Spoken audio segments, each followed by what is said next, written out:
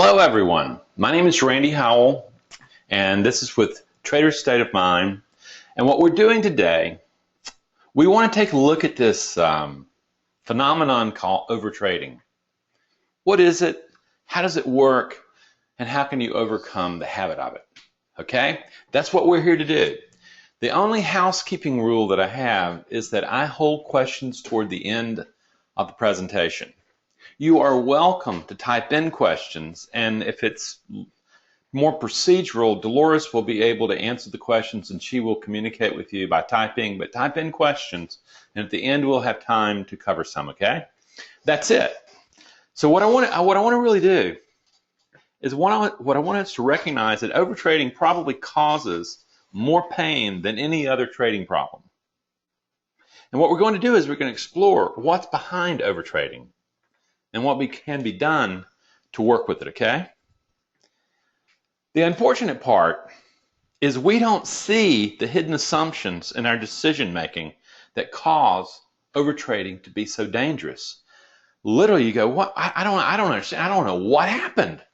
I just knew that I was sitting there and suddenly I've been sucked down this vortex and I've been spit out the other end with a whole bunch less money." What we don't see is both the biology and the psychological assumptions that set us up for this ride.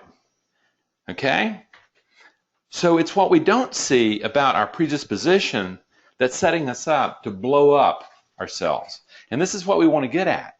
Okay? Otherwise, we're between a rock and a hard place. So now we're really focused on this thing. Overtrading is a habituated neurocircuit that short-circuits logical thinking when money is at risk. You're sitting there in the circuit, and what's behind that circuit is what we're going to be exploring. I'm sure each of you have felt like this poor trader right here has felt. Once you've woken up from the ether and realized, oh my God, what was I doing? But the thing is, how do we get at it? First of all, one of the major reasons that nothing's really done about it is that, to the broker, this is churning and it's a lot of money. Each time you start overtrading, that's money out of your account going into their business. And so you don't see, the broker's not going to be able to help you. Even if they wanted to, he's not motivated to. So ultimately it comes down to this. What we have to do is we have to take full responsibility for ourselves. Have you ever noticed the sense of urgency or the excitement that starts the chain reaction called overtrading? Have you ever noticed it, okay?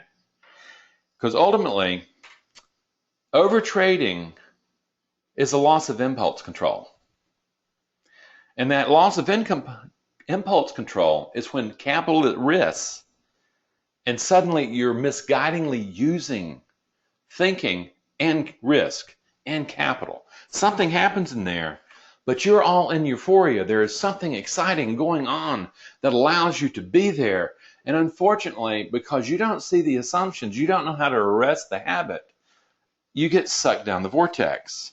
And then afterwards, I'm sure everybody in here who has been victimized by overtrading has thought, what was I thinking? What was I thinking? Yeah.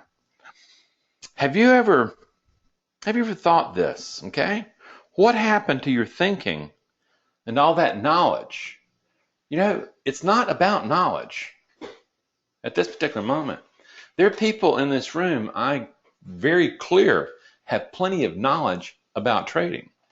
The key is can you use that knowledge under pressure? Or under pressure, do you end up with a different mind that's managing that information?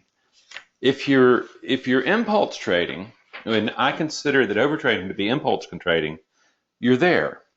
But we want to go from where we were thinking to start looking at what's underneath that. Traders get locked into their outcome goals.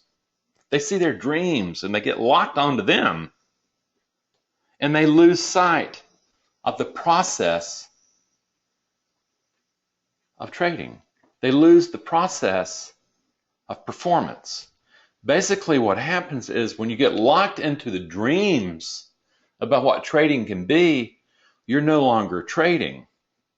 You are wishful thinking about the future. There is no place in the very act of trading for outcome goals. Outcome goals are things you do, and you set measures up for you to grow. But when you're actually trading, they're performance goals. And one of the performance goals has to be patience. And yet in overtrading, there is such an emphasis on the outcome goal that the process goal is forgotten. That's the key. You get locked into the dreams, and the problem is you don't have a route to go into the dreams. So I'll tell you what we want to do here, let's take a look at several of the ways that overtrading shows up with the trader, okay? And we're going to go through these, and at the very end, I'm going to consolidate them a little bit, and we're going to vote for your favorite. We're going to see which ones in this group, and it's a good-sized group, the ones that actually are the most problematic, okay, for each trader. So it's kind of which door are we going to open? You know, we want to see the particular form of overtrading.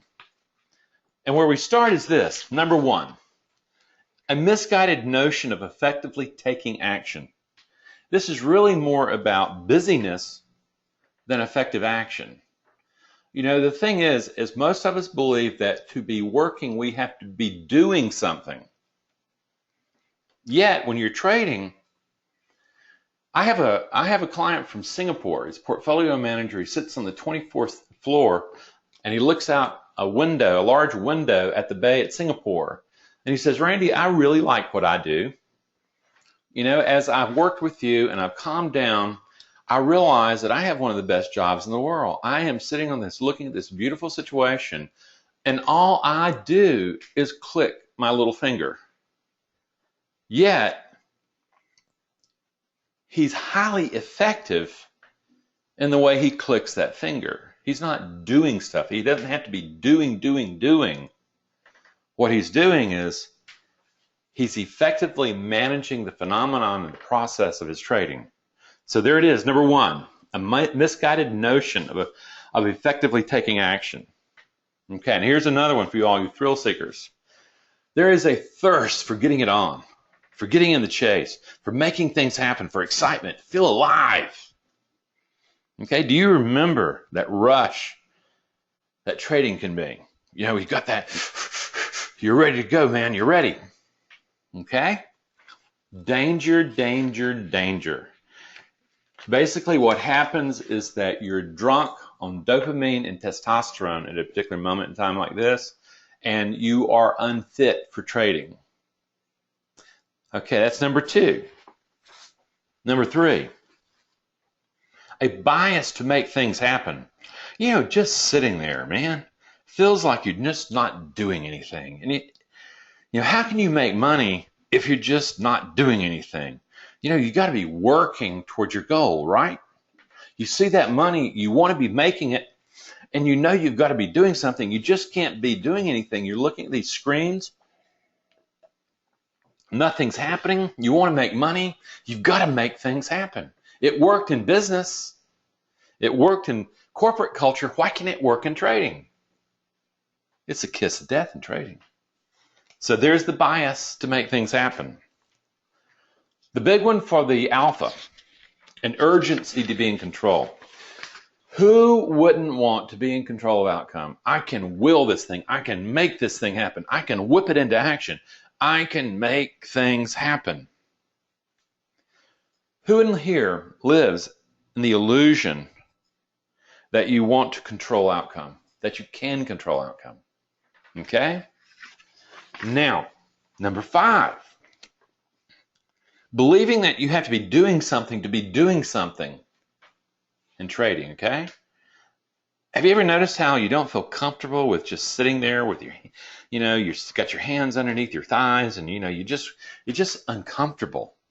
It's just downright uncomfortable sitting there. And you're going, well, you know something, if I could only do something, and all of a sudden, but that doing something is literally having you jump out and get into trades, and you shouldn't be there.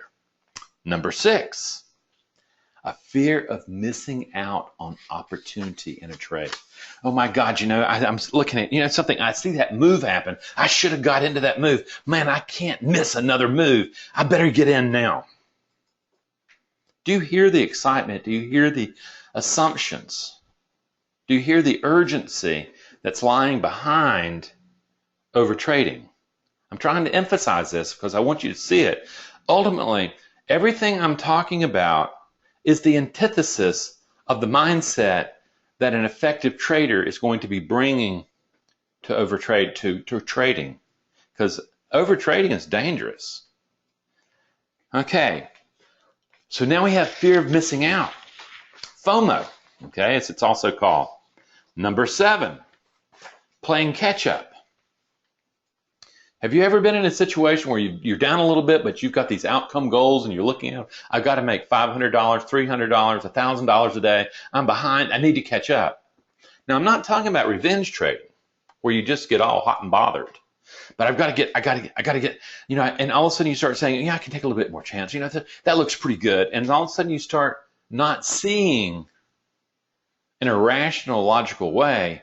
You're beginning to see more in a desperate or lustful way. Okay, that's another avenue into overtrading. Number 8. Okay, a desire to make money now. Money, what a rush, man. What a rush. It's as good as cocaine. And then you can just feel the dream of money. And, won't people be proud of me? Won't people know that I'm a big guy? When I have this money, I've got to make the money. I want to have a big pile of money. Effective traders don't think that way, friends. Do you see the setup, the excitement that's going on here that causes the trader to lose the right mind that he needs to be there? The last one, and probably one of the bigger one that when we know about, number 9, is dealing with boredom. Have you ever noticed that, trading, you just sit around and don't do anything for a while? You're just sitting there, nothing's setting up, all these charts are sitting here, all these squiggly lines are sitting there. Boring, boring, boring. And suddenly you get bored of being bored because being bored is boring. You start looking for something. And before you know it, you start seeing things in those charts that you would never see in your right mind. Okay, now we're going to do a poll. Now, Dolores, is this actually published where they're seeing it? Okay, we're publishing this, and folks, what I want you to do, we're going to take a few minutes, I'm going to do some talking, but I need you to vote. Let's decide, and I've combined a few of these very similar ones, and you can choose more than one. I just want to know, man, which one most describes your trading, your particular case of overtrading. What I want you to do is vote, and you can vote multiply, because what we want to see is we want to see kind of what the trends are. We want to see within this group of people, I also want to establish some norms of when I'm working with clients where I know that they're overtrading, but I'm looking for, okay, I know that the norms are here. I know what the particular percentages of people are doing here. So you would be doing me a favor by doing this. So I ask you to take those hands out, go in there and type your favorite ones in. Okay, they're still voting. While we're doing this, can you go to the next slide? We're going to see if we can go to the next slide while you guys are voting, because what I want to do, while you guys are finishing up voting, or you folks are finishing up voting, what I want to talk about is this, is what's behind all these avenues of overtrading, okay? We see that it's happening, but what's causing it? What's there? I'm a logical guy. I'm here. Poll open. Are we ready? Yeah, I think it's about finished. Okay. 32% misguided notion of work, a third. Okay. 26% a thirst for excitement. Now, okay, that's a tough one right there. That's 61%. Wow. A desire to make money now. 32% urgency to be in control. 16% escape from boredom. So, friends, what we're doing here is by far the vast, most powerful avenue for overtrading is wanting to make money now. Well, you know, there's a joke in trading is, do you know how to make a small fortune in trading? Start with a big fortune. The thing for you when you're listening to this is the desire to make money is going to be a problem in trading. Your focus really needs to be on your performance. Okay? If you are managing the mind that you're bringing into performance, the money's going to take care of itself. But if you're focused on making money now, you're looking at the little P&L statement at the top of your thing, and all you're doing is your emotions are being banged out by watching that thing in the moment as you trade. Very powerful stuff. Now we have a good idea of the people in here where we are on all these particular avenues. But now let's take it one step further, okay? Let's take it here and go, a mind not used to patience feels really uncomfortable being with their thoughts. Okay? Have you ever asked the question why you want to make so much money? You know, a lot of people will say, you know, I want to make sure, I want to take care of my family, I want to take care of this. But at a deeper level, a lot of people actually want to prove their mattering, prove their worth, prove how powerful they are in the money. That's really at the more of the assumptions that we're looking at. And in fact, this discomfort with being alone with your thoughts and needing to jump out of your thoughts and not observe your thoughts is so big that recently in a Scientific American experiment, what they discovered is this. Now, this is an experiment they did. Men and women alone went into a room. They sat down at a desk and nothing. There was no stimulation on the walls, no pictures, no nothing. It was a barren room with just a chair in it, but it did have one little thing. It had a little thing you could push to get an electrical shock. Okay? Ultimately, after 20 minutes, 64% of the men chose to shock themselves rather than to sit with their boredom, sit with being with their thoughts. It was that uncomfortable that a shock was better than sitting patiently waiting. 24% of women did the same thing. Okay? Now I'm assuming that in this audience we're about 9-to-1 between men and women. So of these 9-to-1 of the men who have 90% of the seats listening right now, 2/3 of you would rather shock themselves than to sit and turn toward their discomfort. And in trading, because you're constantly turning toward uncertainty, which creates ambiguity, which creates confusion, which is linked directly to fear, you're going to automatically, because you trade, you're going to feel psychological discomfort.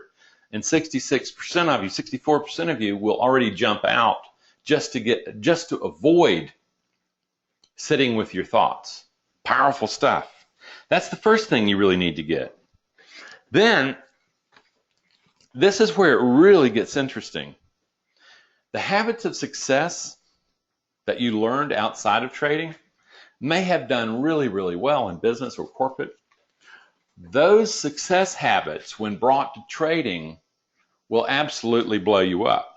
That whole sense of taking action, making things happen, are turned absolutely around 180 degrees in trading. And what you discover is that overtrading becomes a response solution to problems that had proved successful in another time. That's because they were habituated in a pattern. But it becomes so familiar that you don't even see the assumptions there. That taking action is how you make things happen. Okay? This is where the assumptions that worked and proved to be so effective at another time and a place, those assumptions no longer hunt. They don't do anything. In fact, they blow up accounts. This is kind of like this. You know, when you take a look at this image, you think about it and you go, what? The circuitry of pattern is set, okay, by conditions, and the triggering happens. But the problem is the habit's there, the activating event's there, but it's no longer effective in the new domain. Okay? This is the problem, and you're going, okay, and I keep doing it because I haven't learned how to step back and observe what in the heck's going on. And you have to really begin to ask, am I willing to change myself in order to become a trader, or do I want to make the markets conform to my assumptions? Now, that sounds silly, but a lot of people blow an enormous amount of money because they keep thinking that their assumptions are going to be proved out right, and they don't. Because ultimately, one of the biggest problems in trading is that the mind of the overtrader is really hard to change because the chemistry of overtrading feels so good. Somebody says she has no sound. Ask everybody. There's someone who says they don't have sound. Would everyone just simply write yes, no, if you can hear me or not? Okay? And I'd like yes, yes, yes, yes, yes, yes, yes, yes. Okay, I'm assuming that the problem is on... Okay, Doris will take care of that, but what happens is we're clear. Yeah, we got a bunch of yeses. Okay. The whole point here is this chemistry that produces overtrading, this excitement, this desire, this enthusiasm, this lust for making money, okay? That is basically dopamine. And the chemistry of addiction and gambling and trading can be very similar. What happens is the house, when they see a person come in and get hot and start making money, what they know, if they let that guy play long enough, he's going to give it back and more to the house. The guy doesn't know when to stop because he's hooked on dopamine and testosterone and can't stop. Okay? You just want more, and you think it's going to happen. To give you an example of this, several years ago at JP Morgan, they had a unit that evaporated $6 billion worth of capital, the trading unit.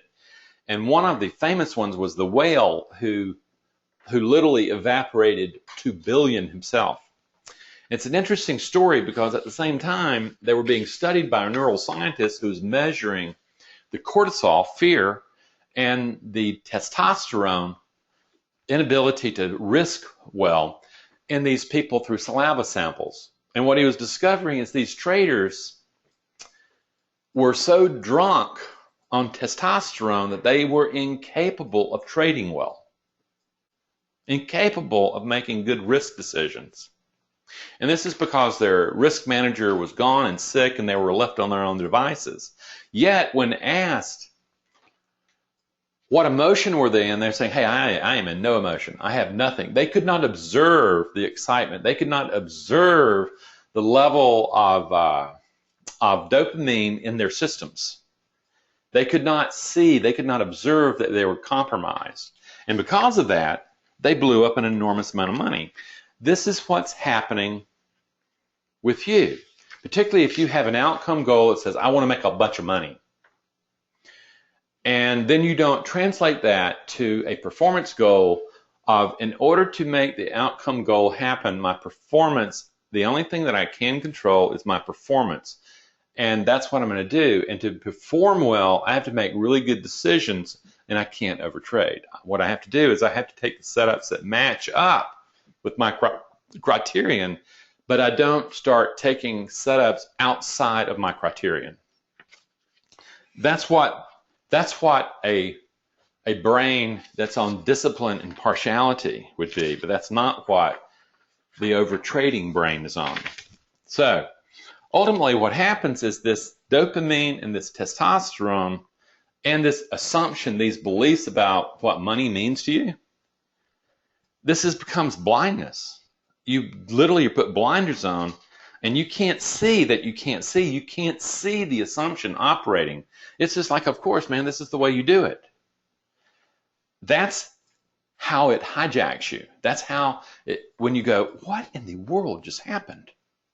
You're not looking at the assumption beneath the behavior, beneath the emotions that figure, and what's underneath that in terms of like your sense of adequacy, your sense of mattering, your sense of worth, and your sense of power. That's going to come into play.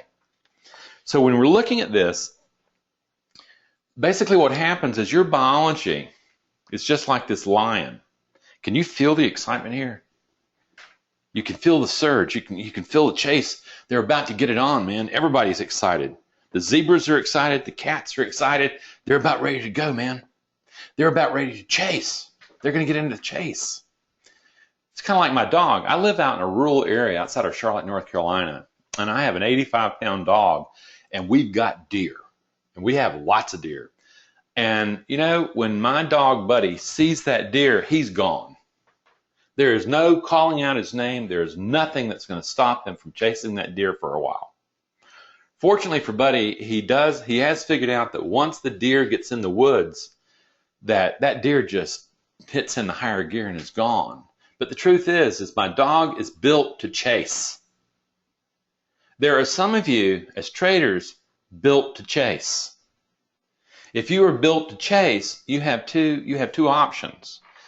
You are going to either need to get out of trading, or you're going to need to deconstruct the belief system around chasing, because chasing will suck capital out of you over time. You may win one or two and it makes you feel really good and it pulls an addiction off and stuff like that. And you keep doing the same dang thing over and over again.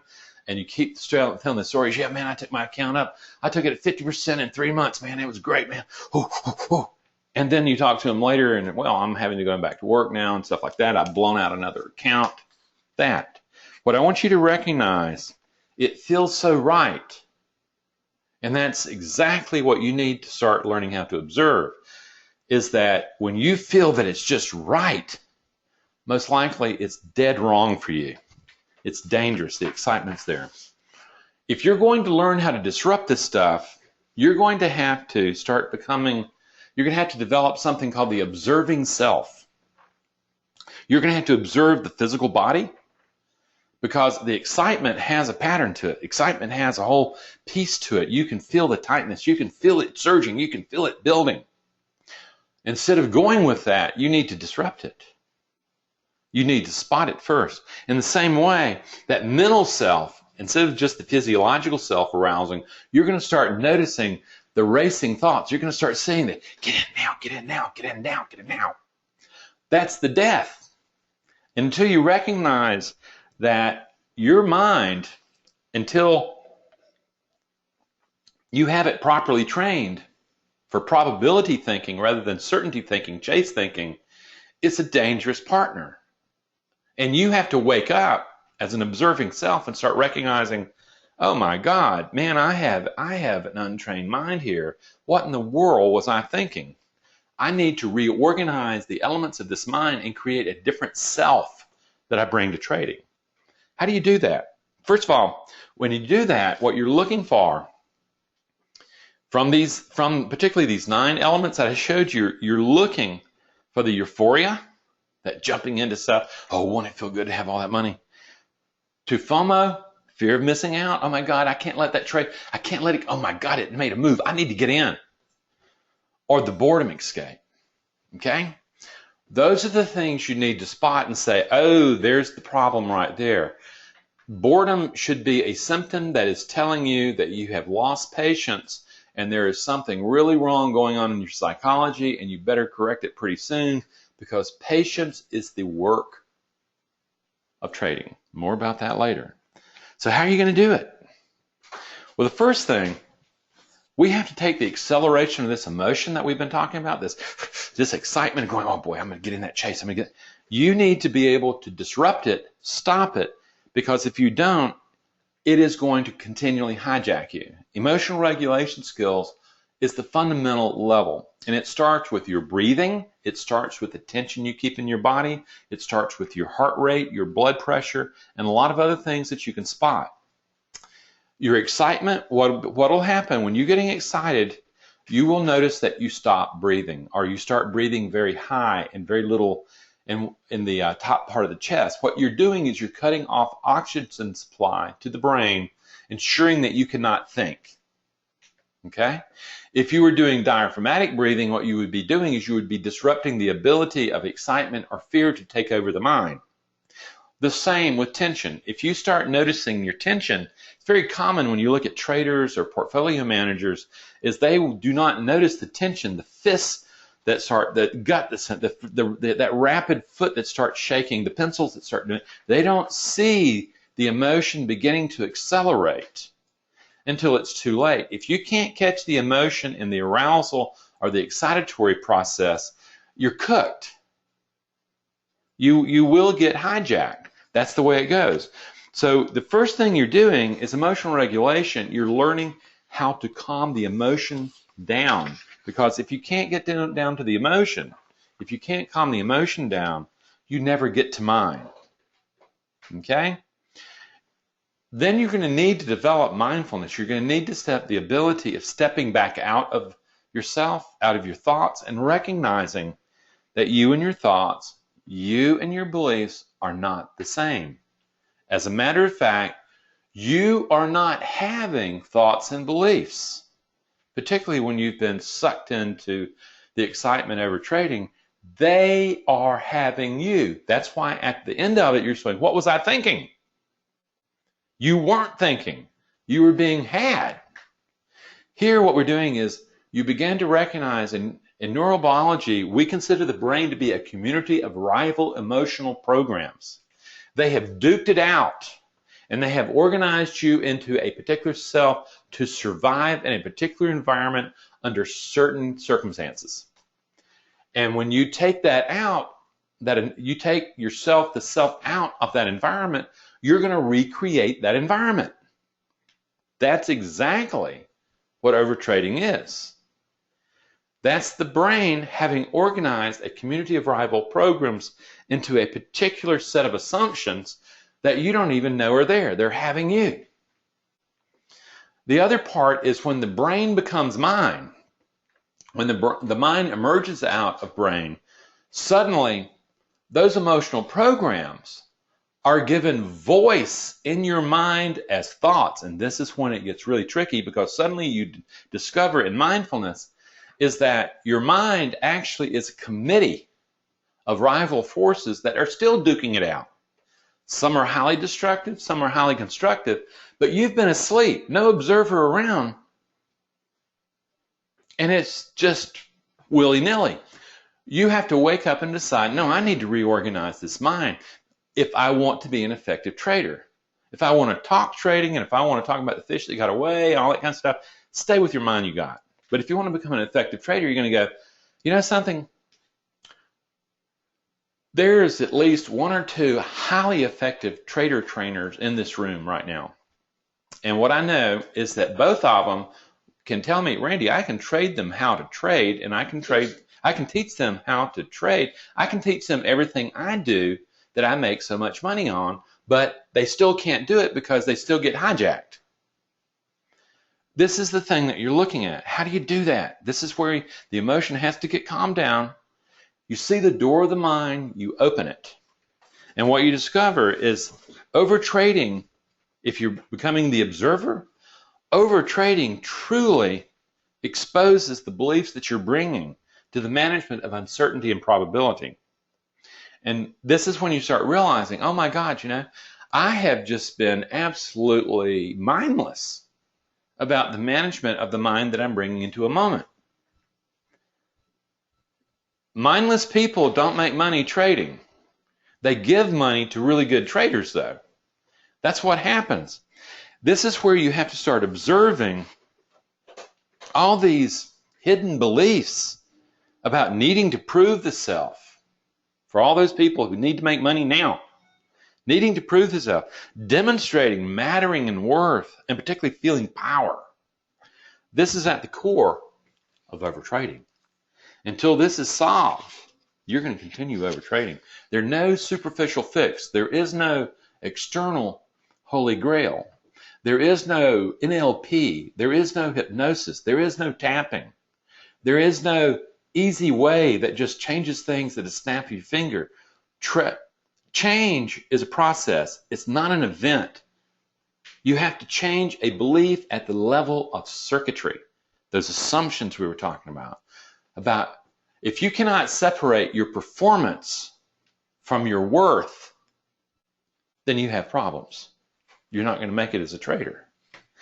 And what we're really saying is, in the same way you look at a glass, is it half full or is it half empty? Or if you're thinking from a probability mind, you're thinking, well, something, it has water in it. And the probability is, it could be probability, it could be half full depending on somebody's drinking, it could be half full depending on if people are pouring into it. You begin to see the difference in mind. Then, with this really new tuned skill of yours that you learn, and that, well, at least you learn it in my courses, okay? It's required. You begin to recognize that there is an internal struggle going on within you all the time, like these fencing guys. And the truth is this internal struggle is literally what overtrading is all about. You can hear it, man. The thing is, get in. No, Mike, get in. And then after you really blow it up, you idiot, you freaking idiot. What could... That's the internal struggle, friends. Okay? That is the mind of an ineffective trader. And as you begin to develop the ability of observing the forces in the mind, what you realize is there's an inner critic in the mind that is out for your destruction. And it will tempt you. That's what the overtrading thing is about. It will lie to you. It will deceive you. The Chinese called it the yin-yang, the destructive and the constructive simultaneously happening. And what most people do is they turn away from the destructive parts of themselves so they don't see them, thereby giving those destructive parts of themselves enormous power to influence your performances. They have you locked on outcome goals when you really have to be in the performance goals. Okay? This is where you have to find this, and it's not comfortable. You have to turn toward it. Once you get this, then what happens is you're going to have to learn how to produce what I call the internal hero within the self. In the same way that there is critical nature living within you, judgment living within you, that critical voice, that inner critic, and there is also fear. Okay? God almighty, if I keep blowing this stuff up, what is my spouse going to think? Oh my God, I'm going to run out of capital here. What am I going to do? That fear after all the excitement's gone. And by the way, this is an image of Rosa Parks, sweet little lady in Montgomery, Alabama. And one day she chose to not sit in the colored section of the bus, but chose to sit in the white-only section of the bus. And it created the whole huge thing that we call the civil rights movement in the United States. Rosa Parks was a sweet, kind help around the house that found an enormous internal strength living within her. It doesn't have to be like Conan the Barbarian. It doesn't have to be Jean-Luc Picard. It can be something so simple as a frightened woman finding the power living within her to stand. This is the thing, is that in my work, I use something called memory restructuring to get at the discipline program, the ability to maintain order under pressure. Archetypally, that's called ruler. I use the same technique to find the ability to protect the self, to stand tall, to basically guard the boundaries of the kingdom. That's the warrior, that's courage. And then I also, very importantly, use the same memory restructuring of an image to find what it's like to self-soothe. Nobody has ever become a better trader by beating the self up. The ones who finally get at it realize that there's a lot of suffering in this internal struggle, and what you need self-soothing. You need nurture. Otherwise, this fearful part of yourself that I call orphan simply digs deeper and becomes more dangerous to your long-term performance health. Okay? So this heroic nature it's there. It's in the programs in the brain. It's in the voices in the mind. If you know where to look, and this is the mind that is prepared to manage uncertainty, manage probability, comes out of this disciplined impartiality. When the fear is calmed down by self-compassion and the inner critic's criticism and taunting is confronted by the internal warrior, suddenly this discipline, this ruler, this impartiality, this sage can trade in probabilities, the higher brain function. And over time, the amygdala, the orphan, begins to actually trust higher brain function to manage long-term benefit rather than orphan short-term survival. That's the big deal, friends. This can be done. And what ultimately you end up in is this. You learn the practice of patience. You discover that patience is an enormous, powerful warrior skill. And what happens is that it gives a humble confidence. And this is the new mind. This is how you develop the new mind. Suddenly what happens is you realize there's always going to be pressure. You can't ignore it. What you do is you turn toward that fear, you calm it down, and then you pull forward into working awareness, the discipline and impartiality that allows you to operate under pressure without going bonkers and without your mind being seduced by all this heavy-duty money that you're about to make. Okay? The problem is this. It's like raw talent. You've got the raw talent, you have the knowledge, but it has to be developed into a usable skill. Okay? Discipline, courage, patience, and impartiality are neural programs in the brain that take on voice as thought in the mind. That you can learn, you can be taught how to approach uncertainty from them, and your performances improve dramatically. And suddenly, when you actually do come to this moment where you are no longer trying to be in control of outcome, you realize that was an illusion anyway. You can't control the markets. You know, you can't do that. They're so far beyond you that you have no control of that at all. Once you accept that, you find out something. What I can control is the mind that I'm bringing into the performance of the moment. That's the zone. That's the flow. No promises spoken too soon. No promise of outcome. But what happens in this flow state, you're controlling the process. And if you do that, your methodology is going to give you an edge that extracts capital out of the markets. That's the way it works. This is the missing edge. It's not out there. It's not in your methodology. It's in your methodology, your platform, and your psychology acting as a unit. This is the zone. This is flow. Then I want to take this thing. You know, we all think that, you know, you've got to be doing something, you've got to make things happen.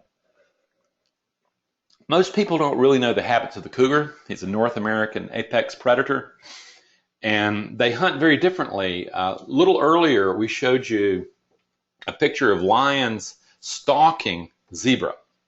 Everybody's getting excited, and lions get hurt a lot. Okay?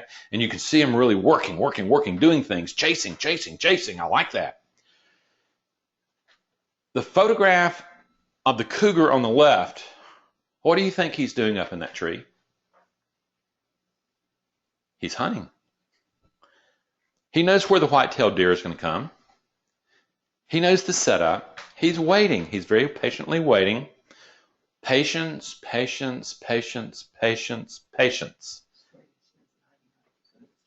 Yeah. And by the way, that's where he spends, 95% of his time.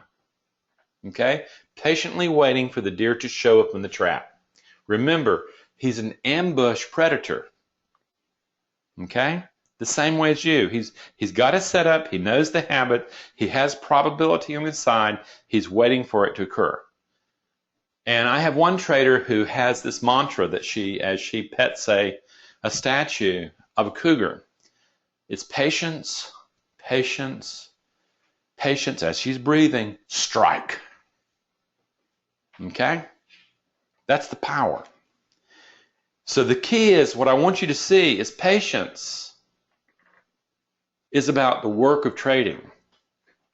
Nobody looks at a cougar striking and thinks that he's not an apex predator. It's a big cat, and it's a dangerous cat. And yet at the same time, people don't know his habits. He's not fierce. He waits. He waits. Okay? That's what you need to develop into. The patience of a cold-blooded killer. Okay? He's just doing business, man. What have we talked about here? What we've talked about is a process. We've seen the problem, and then we've walked through a process of profound change that allows you to be able to design the mind that you're bringing to the moment of performance and trading, rather than using the one that you came equipped with, default programming, which by this time I hope you've discovered is not working. You know, your trading account's going to tell you whether or not it's working or not. And it's your decision about how much capital you're going to shell into your trading account to learn what does work in trading as a mindset to complement methodology and platform. What we've learned here is the first fundamental thing is, once you got the problem, and once we get these all these assumptions that are just absolutely screwing with my mind that's in performance, you learn emotional regulation. You cool the emotion down. Until you do that, you never get to mind. When you do that, you develop mindfulness, stepping back out of thought and beginning to recognize, oh my God, I am not these thoughts. That's not me. What you realize is that that Descartes was wrong. He said, I think, therefore I am. He recanted that, okay? The Buddhists have a much more interesting way of saying it. I am, yes. I think. But who is this I? Okay? That's the real question. What I is showing up in the performance? It doesn't need to be the I who's thinking about making a lot of money. It needs to be the I in the performance of the moment of execution. Then, once you develop that awareness, that mindfulness, what you want to do is you want to become aware of this conversation that you've been avoiding. You know, instead of shocking yourself, you're turning toward that discomfort, and you're discovering the inner critic and the orphan, the fear living within you.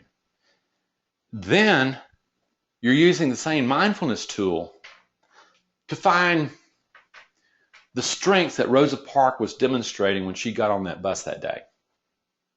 Or you did an athletic performance, or you went through a struggle that, you know, the outcome was uncertain, you didn't know, and you were scared, but you pushed through it and you ended up on the other side. I'm sure that Rosa Parks was scared that day when she got on that bus. You awaken these heroic traits, the discipline, the courage, the patience, the impartiality, and you bring them into working awareness. You bring them into the committee of the mind. Then that's not enough, though. You become intentional. You decide, you know something, I'm just not going to go into my trading room with any old mind that just happened to wake up with. No, I'm going to intentionally build the mind the same way that a great hitter has a routine, has a process he goes through to get into the mind that hits the 100-mile-an-hour fastball. The same way that any athlete, any performance person gets into a mind at the peak performance arena. That's what you have to do. You just can't show up there. This is how you do it, friends. And if you want to go, okay, Randy, you know something, I'm listening to you and I'm getting it. You know, I do want to truly overcome my overtrading. And I realize that the truth is I've blown a lot of capital. I've wasted a lot of time trying to do it myself. I'm beginning to see that I need help. I'm beginning to see that left to my own devices, I fall back into this trap over and over again, and I have the blown accounts to prove it. I have the losses to prove it. Well, what would it be like to develop a new way of hunting patiently? Okay? Well, if you're there, we've got some options. The first is we have an individual program. We call it the Ignite the Spark program, where literally you see me 10 times over a period of 3-4 months, and we have an entire comprehensive personalized program that we work through.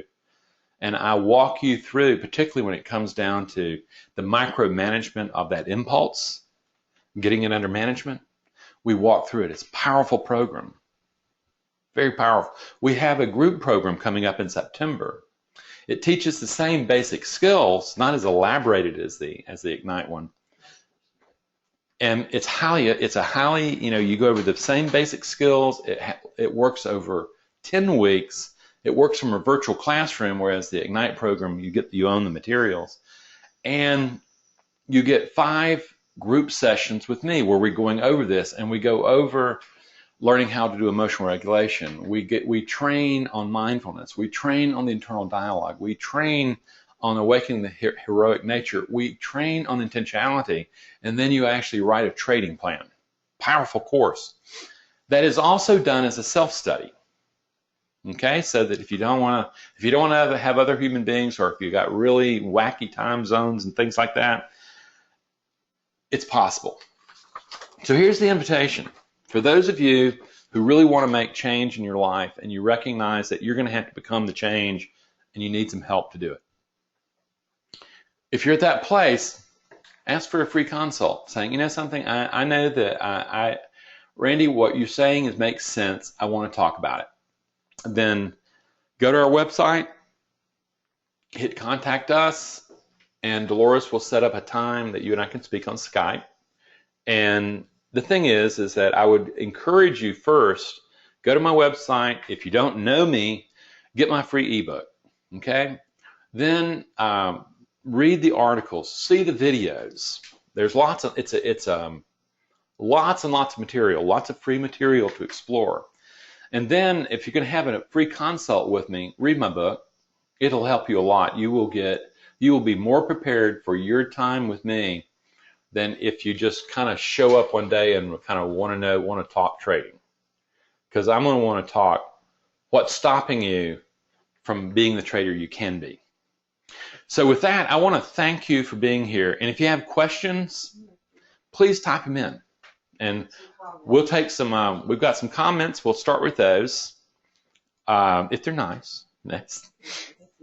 Max. This is from Max. As I've looked at this issue, it seems that difference between overtrading and simply trading more often and it is entirely contingent upon being able to simply discern each and every opportunity. I am grateful that this does not affect me as much as near as it used to, but I do have to keep tabs on it. Absolutely. No matter what you do, you will have to keep tabs on it, because if you don't keep tabs on it, it will come back in, and the potentiality is always there. Okay. So, and it may be that I've been so good that I have answered all questions. Another comment. Okay. Last training education I attended, students were taught to be money-making machine, and hence desire to make money now grew up. Good luck. Did that work? Grew up. I know a lot of people who, like I said, this is really, I'll give you an example, is that when you look at an Olympic athlete and you're looking at him perform, you're not looking at him wanting to win the race. What you're doing is you're seeing him performing and executing his method. At the end of it, you can go back to your outcome goals, but in the moment of performance, you're not thinking outcome at all. You're thinking performance. Deborah. This is Deborah. What if it's overtrading based on trades that do meet my criterion? I find I start to dip too far down into cash just because the cash is there and the right setups are there. But this risking too much of the account. Well, it's really interesting. You do have an interesting problem, because a professional trader with an adequately funded account is going to need to take about 80% of the viable setups that come his way, because they need to do that to produce the probabilities on their side. What I'm hearing you say for your account size, that you can't you can't do that. So what you're going to have to do is you're going to have to rethink how many setups, how many trades you take in any one particular day, and you're going to have to start from the beginning, because what I'm hearing is, people with fairly small account size have a very difficult time playing probabilities and just letting it run. You have to put some rules, you have to put some stuff around it. Okay. Your book is the ebook? No, they're two different things, okay? There is a free ebook. If you go to the website, you'll say get the free ebook, okay? And it is a compilation of about 4 years of my articles. It's 160, 70 pages long. People use it like a textbook all the time to read and stuff like that. My book is Mindful Trading, Mastering Your Emotions and the Inner Game. And that's not a free ebook. But what happens is, interestingly, I just had one bought by the Central Bank of Malta, and it's being sent to Malta. But the key is that is a book that is built around the way traders see their world. And what I do is I take traders who initially do not understand why they're bulling the china shops and blowing things up, and I take them through the progression of learning the skill sets that I teach toward the end, where they are now in control of the mind they're bringing in to manage uncertainty. It's a powerful book, okay? Here's Rick. Do you trade or have a moment-to-moment peak experience endeavor you speak from, or is your specialty a theoretician coach? I do not trade, okay? And the truth is I started working with traders because they started coming to me. I was a peak performance coach in a lot of other areas and a therapist by training. And what happens is they kept coming to me, and I found it very fascinating, because what I had with traders was a black and white truth meter, the account that allowed us to see what assumptions and what beliefs were actually acting at the base. That's how I started. I have a fairly significant meditation practice. I have a very significant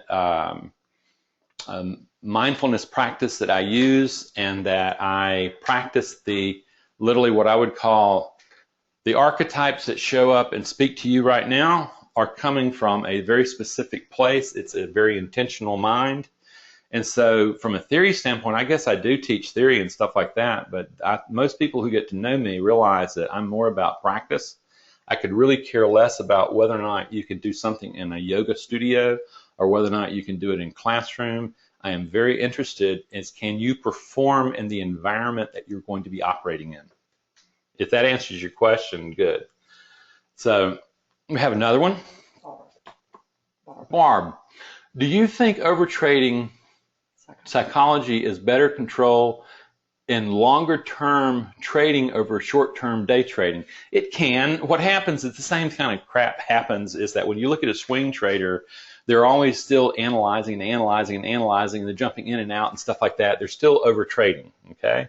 So the time frame is not the big thing. If you have an impulse disorder, okay, scalping is probably the worst thing in the world you can do, and day trading is a lot closer.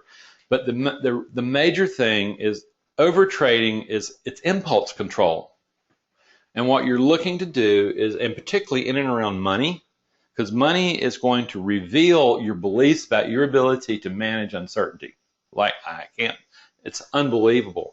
What you're looking for, either short-term or longer-term, what you're looking for is, can you manage, or are you just simply avoiding the discomfort of the belief system lying behind the urge to be impulsive? That's really the key, okay? Whether or not you're scalping, day trading, or swing trading, or active investing. Here's Keith. Is it overtrading when you take every signal your system is giving you? Depending on if the signal is in your plans.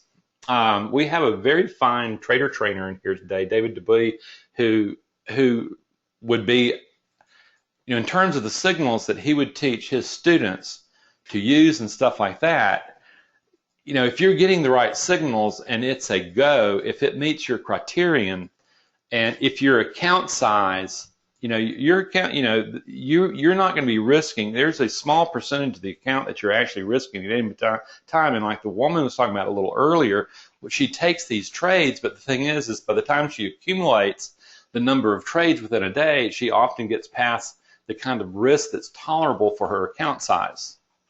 And the same way here is that if you're taking signals, and if that signal says, and it meets criterion, then yeah, if you're a professional trader, you're going to be taking that. But a professional trader is going to have, they're going to have a sized account that's going to be able to absorb the volume of trading they're doing at the risk level they're working with. Okay? Okay, we've got time for one, maybe two more. Yeah, a couple more. Again. Is it overtrading when you trade too many hours in one trading session? Most likely. Most likely. The thing is, what most traders discover is that less is more. Is that, ultimately, when you, the way your physiology works, when I'm working with a trader, what I'm recognizing is that their brain cycle, that glucose that fuels the brain, when you're thinking like with the order that happens in trading, is that you're draining the fuel tank in your brain of glucose very rapidly. And most people actually need to be taking 30 to 45 minutes breaks continually, and they need to be taking a good sized break like at lunch so that they can recoup and they're doing something other than left brain activities. So if you're just trading and trading and trading, most likely you are in fact over trading.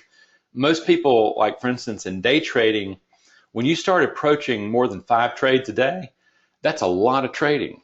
Okay, now scalper might be taking more than that, but when you start seeing, you have to start asking, why am I trading so much? Okay, and you start asking yourself, is that what are you trying to accomplish? And particularly if you're losing money, why are you trading? So my view is you're asking a question that I don't know you. I don't know your style of trading. I do know most of the traders I work with really end up trading a lot less but far more effectively. And they conserve their energy. And they don't think they have to be doing something to be doing something, which is what I hear you're doing. But I don't know you. This is Max. This is Max. When it comes to having the internal observer or developing the internal observer per se, would you suggest that incorporating aspect of Zen meditation practices to help create the internal observer? Specifically, do you suppose that just because one develops the internal observer that they may be positioned more favorably to be a consistently winning trader? Yeah, I do. My internal observer is modeled after the Zen notion of mindfulness. I take it one step further, though, is that in Zen what you're doing is you're becoming witness to the rising of thought out of nothing, it having a life, and then going back to nothing. I'm interested in, I know that thought has an emotional charge because I know it comes from an emotional program. So I'm interested in the emotional program that it's coming from. Okay? And I'm actively teaching a person to manage the emotional programs that are producing the thinking in the brain. So I start with a mindfulness meditation, very strong in my teachings, okay? But what happens is I take it and turn it on its head. But as you start producing the amount of calmness and you're no longer fusing to thought, which is what Zen meditation can teach you, is that you literally are teaching yourself to step back out of thought, and then when you start seeing yourself that you have fused into thought, you're stepping back out of thought, and all of a sudden what you'll find is that you're able to emotionally regulate, you're in calmer states. What I find in trading is that the mindfulness meditations are very useful, but at the same time what you have to get at are the beliefs and assumptions that are driving the performance. Okay, and that's something that I have not found Zen meditation to be very useful for. Okay, and I am a practicer of Zen meditation, so it's not like I'm not trying to poo-poo it, but at the same time I'm at a moment where I realize you've got to get down at the core of the neurology of the belief. Okay, you can watch all the thought and then all that you want, and then it can be hijacked. But if you understand where it's coming from and you understand the structure of the belief, then you've got real power to change. 2 more questions. 2 more questions, folks.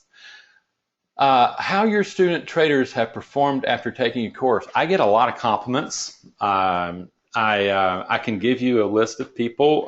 There are various students right now, former students in this webinar.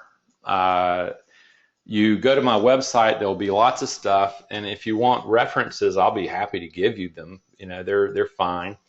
What I've discovered in my own stuff is that, particularly with my individual clients, is that I have a rate of about 60% of having powerful change in performance. And I would like to think it would be higher, but I've basically discovered is that I know that there were people who have paid me $3,500 and never showed up for the first class, and they will not return emails. So I can't even return the money. I have people who just kind of blow off the course. I have people who start the course and life gets in the way. And I have some people that would have obsessive compulsive tendencies. I would have people who are bipolar who have no business trading. But the 60% is I've come to recognize that that's a good benchmark, and Last question. I'm comfortable with it. Last question Okay, Randy. from Jim. It's from Jim. What's the key technique you use to change an unconscious belief? How does that process impact convincing the amygdala to trust the neocortex? This is a good question, and it's a loaded question, is that when I hear your question, I get that you want some technique, some magic wand like NLP or hocus pocus that changes a core belief. I just simply haven't found. I am a product of the human potential movement, and I have done a lot of stuff like that. And what I've basically discovered is that the technique I teach is you turn toward the discomfort and you begin to honor the struggle that orphan nature of yours went through to create the response self that is there.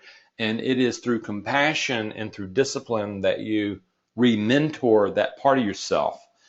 A lot of people would call that arrested adolescence. And what you're doing is you're learning how to deconstruct that and to reconstruct it into higher functioning. And I haven't really found technique. I haven't found any magic wand that works. I used to do cathartic work where people would have these powerful experiences and they would cathart and they would say, "Rand, I am changed. I am wonderful. Everything's fine." And 2 weeks later, they were in the same ditch. They were in the same pattern again. It's the catharsis doesn't work long term. It feels good. I hold that there is mindfulness. There is the ability of pulling forward these emotional programs and beginning to operate out of higher brain function. And you practice that. You maintain a practice of that. That's what I do. I maintain a practice of what mind I am going to bring into a particular moment. And and what I hate it is when I fall out of that and I show up in a mind that has no business being there. But so there's no special technique. There is getting to know the self on a much more profound level and truly re-mentoring the emotional brain. Will the recording be on YouTube tomorrow? The recording will be on YouTube tomorrow, probably afternoon. Just search Overtraining Yeah. Randy Howell. Yeah, Overtrading and Randy Howell will do it. And it will be out there tomorrow afternoon because it has to render tonight, and then I have to get it uploaded and blah, blah, blah, blah, blah, blah. Okay? But it'll be out there and with 50 other videos by me. But at any rate, I want to thank each and every one of you for coming. I really liked your questions. I liked most of your questions. I also like the ones that particularly about technique, because as many techniques as I do, at the same time, what I recognize, this is not a technique-driven thing. You're not going to change the mind based on technique. And I'll give you one last story, is I work with a very good trader at times who is a feast and famine trader.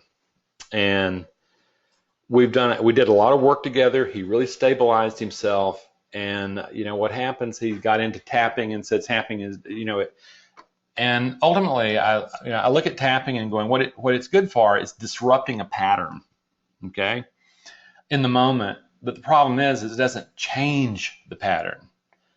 And no amount of affirmations, no amount of visualizations is going to change a pattern rooted in belief.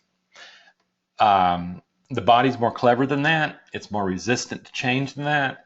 And it takes more effort than that. At least that's what I found in my time. And I've worked with anywhere from violent prisoners doing anger management to 10 years with at-risk youth and traders, you know. And I've discovered that change is not fast. Permanent, lasting change is not fast. You know, what happens is a process, and you finally get to the moment where you learn how to drive a different car. Okay? So friends, I thank you for your time, and I wish you well, great prosperity. If I can help you, it would be great. Okay? But get the free book, whatever you do, and take a look at the stuff. Got it? Thank you. Thank you very much.